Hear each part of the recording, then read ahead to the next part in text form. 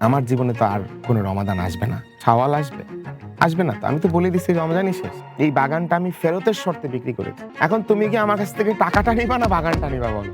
সুবহানাল্লাহ। ভাবা যায় আল্লাহ আমাদেরকে এমন একটা দিন দিয়েছেন, যদি এটাকে আমরা এমনভাবে প্ল্যান করি, তাহলে এটার মধ্যে থেকেও আমরা সর্বোচ্চ দুনিয়া পেয়ে যাব।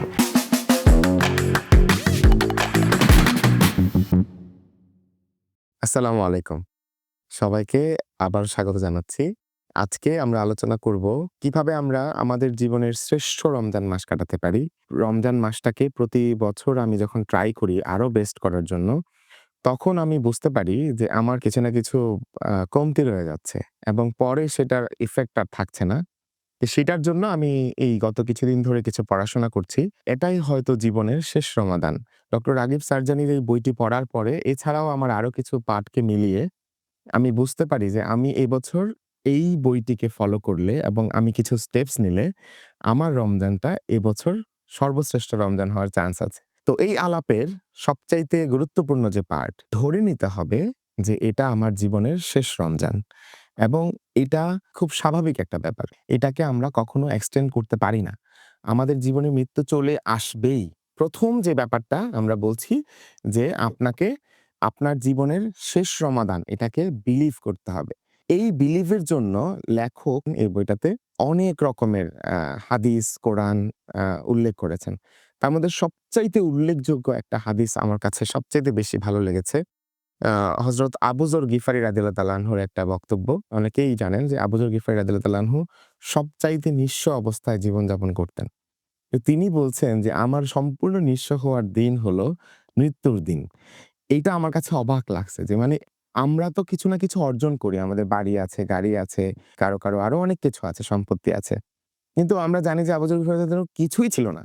তাও তিনি তার নিঃস্ব অবস্থায় আরো নিঃস্ব হওয়ার দিন নিয়ে আলোচনা করছেন এবং প্রতিদিন সেটাকে রিমাইন্ডার দিচ্ছেন। মৃত্যুর কথা আসলে সবাইকেই সর্বাবস্থায় সর্বোচ্চ মনে রাখতে হবে এবং এখানে মোহাম্মদ সাল্লাল্লাহু আলাইহি সাল্লাম আমাদের প্রিয় নবীজি তিনি কিভাবে মৃত্যুকে স্মরণ করতেন, কিভাবে মৃত্যুকে স্মরণের উপদেশ দিতেন। এছাড়া আজকে যদি আমরা চিন্তা করি বিখ্যাত মনীষীদের স্টিভ জবস বলি, বড় ব্যবসায়ী, উদ্যোক্তা, আমাদের সমাজে বিজ্ঞানী, আমরা যদি রিসার্চ করি তাহলে দেখব যে তারা তাদের দিনটিকে শেষ দিন হিসেবে বাঁচতেন। তার মানে এইটার জন্য ঘন্টার পর ঘন্টা বোঝানোর কিছু নাই যে এইটা হইতেই পারে আমার জীবনের শেষ রমজান। তাহলে এইটা হলো ১ম থিওরি যে বেস্ট রমজান হিসেবে এই রমজানটাকে পার করার। তো যখন আমি নিশ্চিত জানি যে আমার জীবনের এটাই শেষ রমাদান, তাহলে ১ম কাজ কি আজকে এই মুহূর্তে?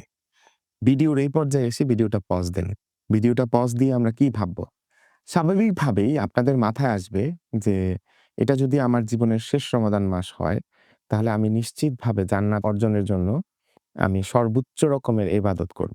ইবাদতের পাশাপাশি আমি সর্বোচ্চ পরিমাণ কোরআন পড়বো, আমি হাদিস পড়বো, আমার জ্ঞান যেটা, এটাও একটা ইবাদত। আ এই জ্ঞানটাকে আমি আরো অনেক বেশি বাড়িয়ে নিতে চেষ্টা করব পরিপক্কভাবে। এই সমস্ত কিছু করতে হলে কি করতে হবে? আমরা বলি না যে কারো পৌষ মাস, কারো সর্বনাশ, তাই না? আসলে কারো রমজান মাস, হ্যাঁ? কারো সর্বনাশ। এই থিওরিটা আজকে আমরা ঢুকাই নাই। খুব ইন্টারেস্টিং ওয়েতে। এই লেখক এই বই এত চমৎকার করে বলেছেন যে, আপনার দিকে তাকালেই কেউ বুঝবে, "ও! আপনার বোধহয় রমজান মাস" বা "ও! উনার তো রমজান মাস যাচ্ছে। রমজান মাস মানে উনারে খুঁজে পাওয়া যায় না। ও! রমজান মাস মানে উনার অবস্থা উনি একদম হ্যাঁ, আল্লাহর দিকে নিগুড়ভাবে উনার মনোযোগ দেন। উনি ইবাদত আরো বাড়িয়ে দেন। উনি পাগলপাড়া হয়ে যান।" আমরা জানি যে রমজান মাসে আমাদের কর্মঘণ্টায় কিছু না কিছু ছাড় থাকে। রমজান মাসে আমাদের শয়তান বন্দী থাকে। আমরা জানি রমজান মাসে আমাদের আরো অনেক রকমের বেনিফিটস যেমন সবাই মিলে ইবাদত করে। একটা কমন স্পিরিট থাকে। যে এটাকে রমজান মাস হিসেবে এক্সট্রিমলি প্রাধান্য দিল না, তার এটা সর্বনাশ। আমার সমস্ত কিছুতে এখন থেকে সেটেলড। আমার রমজান মাস মানে আমি অতটা থেকে অতটা ফোন ধরব না। আমি অতটা থেকে অতটা ঘুমাবো। অতটা থেকে অতটা উঠবো। ওই সময় তারাবি থাকবে। ওই সময় তাহাজ্জুদ থাকবে। ওই সময় সাহুর শেষ করে ঘুমাবো এইটুকু সময়। ফজরের পরে এশাক নামাজ পড়ে ঘুমাইলাম। ঘুম থেকে উঠে অল্প একটু ১-১.৫ ঘন্টা বা ১ ঘন্টা আমি দ্রুত অফিসে যাবো।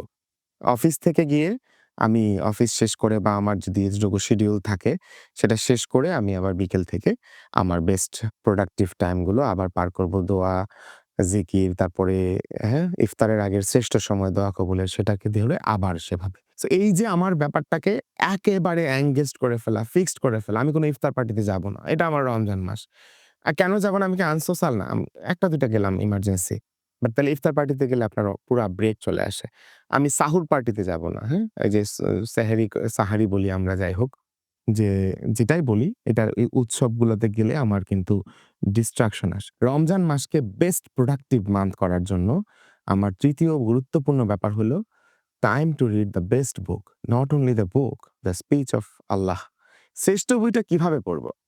আমরা একেবারে বুঝে পড়ব। অর্থাৎ তারাবিতে তো আমরা পুরো কোরআনটাই পড়লাম। এটা তো কমন আছেই। আমরা পড়বই, শুনবো, পড়বো। কিন্তু আমরা একবারে চিন্তা করে পুরো রমজান মাসে আমরা হয়তোবা ১০ টা আ সূরা একটা করে ওয়ার্ড, মিনিংস কি বলতে চাইলো আল্লাহ চিন্তা করা। সো এই চিন্তার জন্য আমরা ১ টা ঘন্টা সময় রাখবো। সেটা হতে পারে ইফতারের আগ মুহূর্তে ১ ঘন্টা, হতে পারে ওই যে ফজর নামাজ পড়ে ইশরাকের আগ পর্যন্ত ১ ঘন্টা। এই সময়টা আমরা খুব চিন্তার সাথে পড়বো কোরআনটাকে। শ্রেষ্ঠ বইটাকে শ্রেষ্ঠতম উপায়ে পড়বো। সর্বোচ্চ মনোযোগ দিয়ে, সবচাইতে নিরিবিলি। ফজরের পর থেকে এটা কিন্তু কোরআন পড়ার উত্তম সময়, কোরআনেও আছে। এটা কিভাবে সম্ভব? প্রচুর পরিমাণে খেয়ে আমরা ফজর নামাজটা পড়ে এসে যেইভাবে ঘুমটা পাবে, সেটা কি সম্ভব? তার মানে আমার 4th যেটা পলিসি, বেস্ট রমাদান, সবচাইতে মোস্ট প্রোডাক্টিভ রমাদান করার জন্য, সেটা হচ্ছে আমি কোনোভাবেই খুব বেশি খাবো না। আমার আ বেস্ট হ্যাবিট গুলোকে আমি এই রমজান মাসে টার্গেট করব। গ্রেট টু গুড হব। কিভাবে? রমজান মাস যেহেতু শয়তান নাই, আমারে কেউ বাধা দিচ্ছে না। যেহেতু বন্ধু-বান্ধবরা সবাই একটু ইবাদতে ব্যস্ত, আমাকে একটু সহযোগিতাই করতেছে। যেহেতু পরিবেশ অনেক পজিটিভ, সেহেতু আমি চাইলেই একটু কম খেয়ে, একটু ভালো করে আ বেশি করে পড়াশোনা করে, গ্রেট বইটা পড়ে, আমার জীবনের সব জায়গায় গ্রেটনেস টাকে নিয়ে আসতে পারি। তাহলে আমি গ্রেট একটা মাস যখন অনেক বেশি গ্রেট করব, তখন আমার অন্য মাসগুলো অন্তত গুড থাকবে। তাই না? তার মানে good to great, good is the a enemy of great, এই থিওরিটাকে আমরা এখানে উল্টাভাবে কাজে লাগাবো। যে আমরা হচ্ছে গ্রেট হয়ে যাবো। এট লিস্ট যেন আমরা গুড থাকি অন্য মাসগুলোতে। ট্রেনিং পিরিয়ডটা আমরা সবচাইতে বেস্ট করব। তো ওইটার জন্য আমরা কিন্তু মিল সবচাইতে কম খাইতে হবে। তাইলে আমরা হচ্ছে ওই কোরআনটা শ্রেষ্ঠ বইটাকে আমরা মনোযোগ দিয়ে পড়তে পারবো। রাতের এই ইবাদত, বডির যেই কায়িক শ্রম এটা আমাদের ধরতে পারবে। তাহলে রোজা থেকে শাবান মাসের শেষ সময়গুলোতে রোজা থাকতে হয়। রোজা থেকে বিভিন্নভাবে ডায়েটিং করে তারাবি ১ ঘন্টা দাঁড়িয়ে থেকে পড়ে, খেয়ে-দেয়ে, হ্যাঁ? হালকা মানে হালকা সবসময় মিলটা হালকা এবং গুড ফুড যেটা আমাকে এনার্জি দিবে খেয়ে আমি একটু নেপ নিয়ে আবার উঠে নামাজ পড়ে, আবার একটু সহর করে আমি ফজর পড়ে, কোরআন পড়ে আবার এই যে জায়গাগুলো যেন আমি খুব সুন্দরভাবে মেইনটেইন করতে পারি। আমার জন্য এই গ্রেট হ্যাবিটস গুলো চলে আসে। ধরেন ফজরের আগে ওঠা ছাড়া কোনো খুব গ্রেট পিপল নাই। সো স্বাভাবিকভাবেই এটা কমন আমার দরকার হচ্ছে আগে ওঠা। সো এটাকে আমি হ্যাবিটে পরিণত করলাম। রমজান ছাড়াও আমি ওই সাহুর গ্রহণ করা ছাড়া বাকি সময়টা যদি আমি রোজা না থাকি পরবর্তীতে তাহলে আমি এট লিস্ট লাইফস্টাইলটাকে আমি কিন্তু নিতে পারি। যাই হোক সো বেস্ট রমাদানের এর পরের যে পার্টটা সেটা কিভাবে আমার সবচেয়ে শ্রেষ্ঠ রমাদান আমি করতে পারি, সবচাইতে শ্রেষ্ঠ প্রোডাক্টিভ রমাদান আমি করতে পারি। সেটা হচ্ছে যেহেতু আমি মারাই যাবো এই রমজানের পরপর। আমার জীবনে তো আর কোন রমাদান আসবে না। তাহলে আমার জীবনে এখন সবচাইতে জরুরি কি? আমি এখন থেকে রমাদানকে নিয়ে খুবই সিরিয়াস হইলাম। আমার অ্যাক্ট অফ ইনফ্লুয়েন্স গুলোকে আমি মনোযোগ দিলাম। আমি কোথায় চেঞ্জ আনবো সেগুলো ফোকাস করলাম। কিন্তু আমার গুরুত্বপূর্ণ কাজগুলোর লিস্ট যদি আমি এখন করে ফেলি, কার সাথে বেয়াদবি করছি, কার হক নষ্ট করছি, সব লিস্টিং করে ফেললাম। যে এই রমজান আমার জীবনের শ্রেষ্ঠ রমাদান হবে। অনেক উপায় আছে। আমার এখানে জাকাত দেওয়ার সুযোগ আছে, সদকার সুযোগ আছে। আমার এখানে সাধারণ আ সাদাকাতুল ফিতির আছে। মানে মানুষ মানেই তার একটা ফিতর আদায় করে। সদাকাতুল ফিতর আদায় করতে হয়। তাহলে আমার ৩ রকমের ডোনেশন তো ফিক্সড আছে। একটা দান, একটা সদাকাতুল ফিতর, একটা জাকাত। তাহলে আমার ৩ টা জিনিস আছে। এই ৩ টার আমি কোনটার না কোনটার অংশ আছি। তার বাইরে আমার হচ্ছে আ একটা গুডউইল আছে যে আমি কার সাথে কি রিলেশনশিপ রাখছি, রাখি নাই, কি হার্ট করছি, করি নাই, কতটুকু কষ্ট দিছি, দেই নাই, কোন আত্মীয়ের বাসায় যাই নাই, কার সাথে দেখা করি নাই। তাহলে এটা কখন করব? এটা হইতে পারে ঈদের আগের ৫ দিন, ২ দিন, ৩ দিন, ৪ দিন। হ্যাঁ? আমি সবার কাছে হ্যাঁ? ছুটি তো। দিনের বেলা আমি সব আত্মীয়ের বাসায় যাবো গিয়ে খালা কেমন আছো? ফুফু কেমন আছে? চাচী কেমন আছো? ঈদের পরে আবার ৩-৪ দিন গ্যাপ। সবার বাসায় ১০০% কাছের আত্মীয়ের বাসায় যাবো। কারণ আত্মীয়স্বজন আমার জীবনের শেষ সমাধানের পরেই আমি যখন মারা যাবো, এই আত্মীয়স্বজনরা আমার জন্য দোয়া করবে। আর যদি কষ্টগুলো রয়ে যায় তাদের কাছে, তাহলে তারা কিন্তু ওই কষ্টগুলো আর ক্ষমা করতে পারল না। পরে অনেক বলল কিন্তু অ্যাকাউন্ট তো ক্লোজ হয়ে গেছে। তাদের দোয়াটা আসবে কিন্তু একবার কষ্ট পেয়ে যে দীর্ঘশ্বাস তাদের জমে গিয়েছিল, সেইটা কিন্তু রয়ে গেল। পুরো রমাদান হচ্ছে আমার দোয়ার মাস। আর পুরো দোয়া হচ্ছে ওই নিন। আল্লাহ আমাকে জান্নাত দাও, আমার স্ত্রীকে এটা করো। আল্লাহ আমার জান্নাত দাও, আমার বাচ্চাটা এটা করো। আল্লাহ আমাকে আরো প্রোয়েক্টিভ হওয়ার সুযোগ দাও। আল্লাহ আমাকে নবী করিম সাল্লাল্লাহু আলাইহি সাল্লামের পথকে আরো অনুসরণ করার সুযোগ দাও।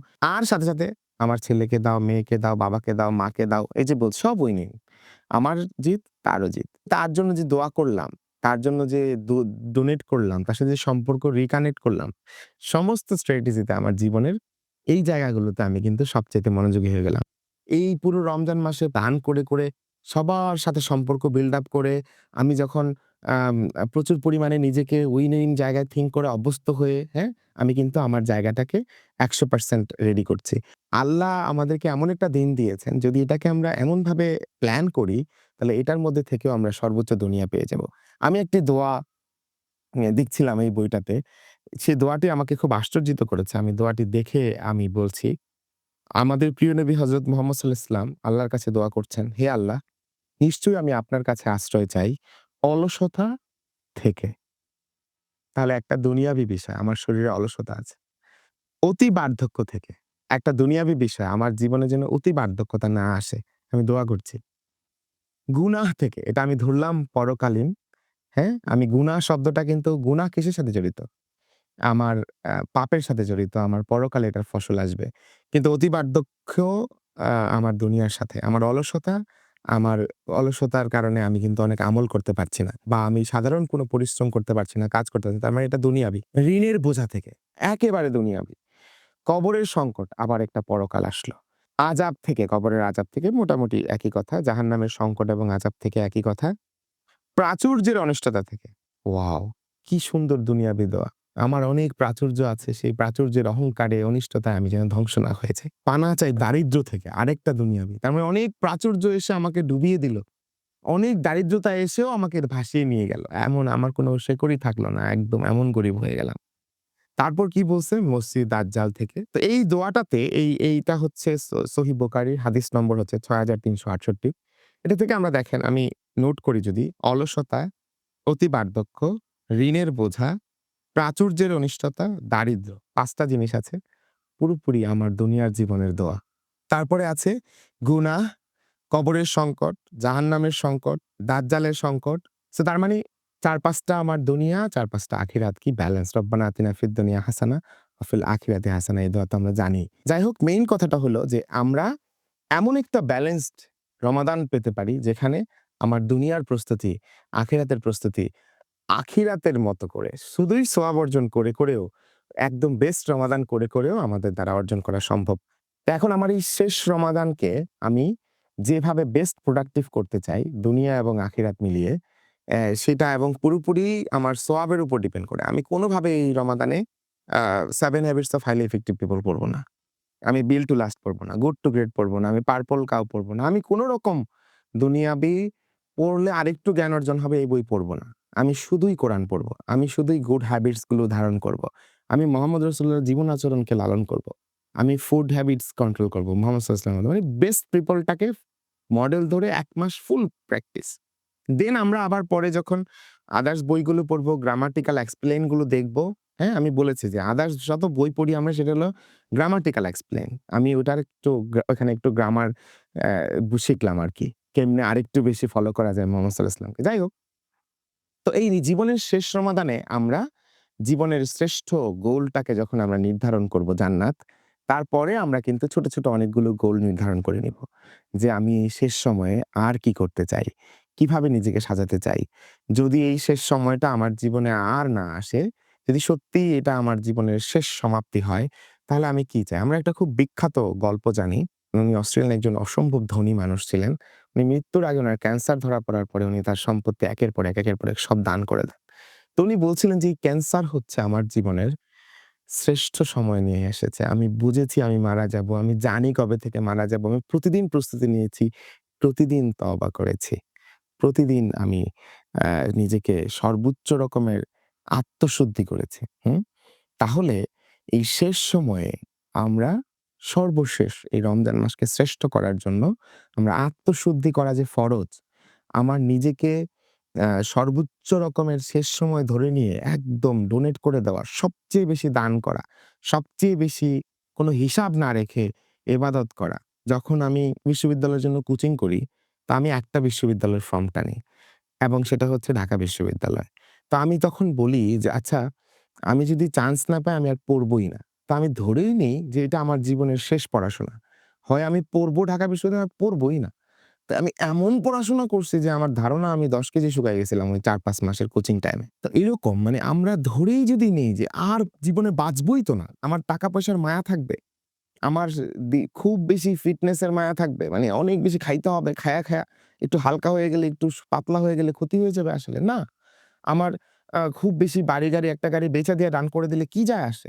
আমি তো মরেই যাচ্ছি। আমি মরে যাওয়ার পরে আর কিছু তো নাই। এরকম গল্প আছে এই বইয়ে। এটাই হয়তো জীবনের শেষ সমাধান বইটা যেটা আমি বলছি বারবার মেনশন করছি। একটা গল্প আমার খুব মজা লাগছে। একজন সাহাবীর কাছে একজন আত্মীয় আসছে রাদিয়াল্লাহু আনহু। তো উনি এসে বলতেছে, "আমি তো আপনাকে আত্মীয়তার দোহাই দিয়ে বলছি আমাকে কিছু দান করুন।" তো উনি বলছে, "২ টা অপশন আছে তোমার কাছে। আমার কাছে একটাই বাগান আছে।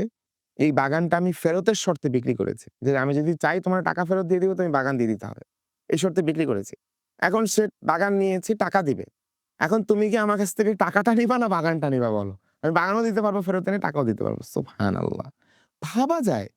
মানে এই লেভেলের শেষ প্রস্তুতি আপনার যদি থাকে, তাহলে আপনার জীবনের এই শ্রেষ্ঠতম, সুন্দরতম, সফলতম আপনার জীবনকে চূড়ান্ত লক্ষ্যে সব ধরনের লক্ষ্যে পৌঁছে দেওয়ার মতো সফল রমাদান পার করা ছাড়া আর কোনো উপায় আছে? আমাদের সবাইকে আল্লাহ তুমি আমাদের সফলতম জীবন দান করো। আমিন। আসসালামু আলাইকুম।